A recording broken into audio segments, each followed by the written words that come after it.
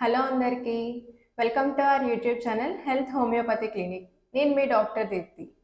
ఈ వీడియోలో మనం పైల్స్ మల్లలు అంటే ఏంటి, దానికి గల కారణాలు మరియు మన రోజువారీ అలవాట్లలో ఎటువంటి చేంజెస్ చేసుకోవాలో చూద్దాం.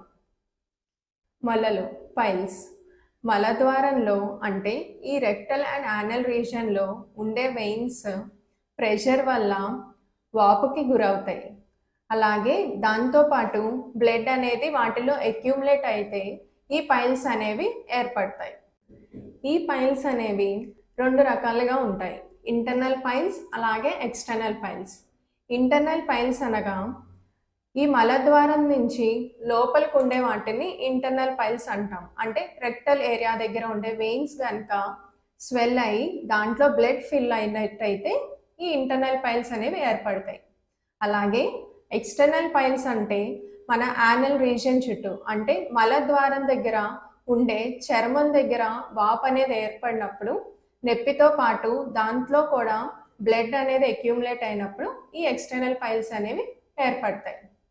ఈ ఇంటర్నల్ పైల్స్లో ఆ వెయిన్స్ అనేవి ప్రెషర్ వల్ల బర్స్ట్ అయ్యి బ్లీడింగ్ అనేది మనం ఎక్కువగా చూస్తూ ఉంటాం. పెయిన్ అనేది వీటిల్లో తక్కువగా ఉంటుంది.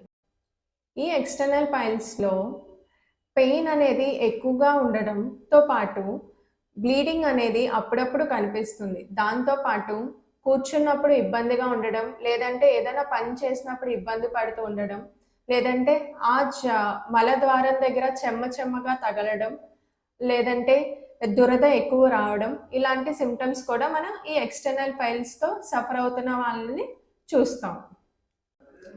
నెక్స్ట్, ఈ పైల్స్ అనేవి అసలు ఎందువలన వస్తాయి అండ్ ఎవరిలో చూస్తూ ఉంటాం. ఫస్ట్, ఈ పైల్స్ అనేవి ఎక్కువ బరువు ఉన్నవాళ్ళు అంటే ఓవర్ వెయిట్ లేదంటే ఊబకాయంతో సఫర్ అవుతున్న వాళ్ళలో చూస్తూ ఉంటాం. నెక్స్ట్, ప్రెగ్నెన్సీ అంటే గర్భిణీ స్త్రీలలో కూడా మనం ఈ పైల్స్ కంప్లైంట్ని చూస్తూ ఉంటాం. అలాగే ఈ మలబద్ధకంతో సఫర్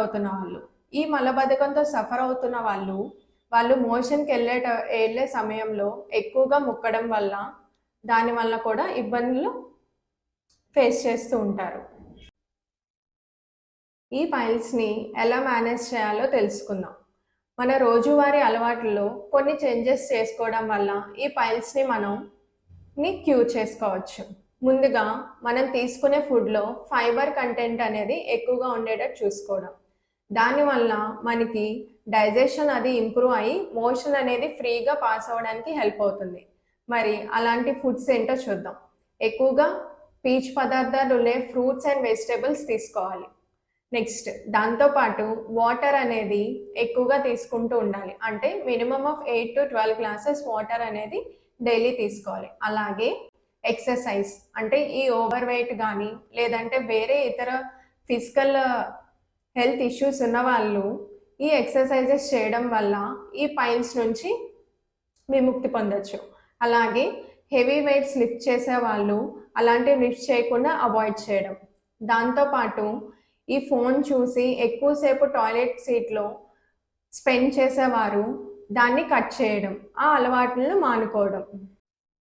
మరియు మోషన్కి వెళ్ళే టైంలో ఎక్కువగా ముక్కడం కానీ లేదంటే మోషన్ వచ్చే టైంలో వెళ్లకుండా ఎక్కువసేపు ఆపుకోవడం కానీ ఇలాంటి పనులు అనేవి చేయకుండా ఉండటం. అలాగే మనం తీసుకునే ఫుడ్లో కారాలు కానీ మసాలాలు కానీ పూర్తిగా లేకుండా చూసుకోవడం. అది వెజ్ ఫుడ్ అయినా నాన్ వెజ్ ఫుడ్ అయినా సరే.